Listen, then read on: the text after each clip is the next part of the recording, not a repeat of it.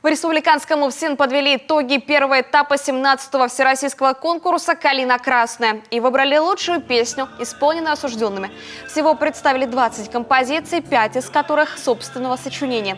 При определении победителя оценивались не только вокальные данные, оригинальность исполнения и творческое мастерство, но и сценические костюмы, оформление сцены, качество съемки и монтаж клипов. Несколько работ заметно выделялись из всех представленных.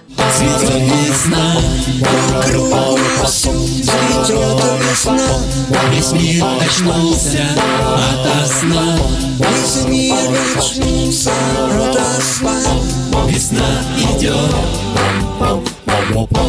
душа поет. Лучшими творческими номерами признали работы студии дизайна и режиссуры мультимедиа «25-й кадр» из ЗК-25 и ВИА «Северо-Запад» в Печорской и К-49. Они станут участниками второго этапа конкурса. Все осужденные, принявшие активное участие, будут поощрены.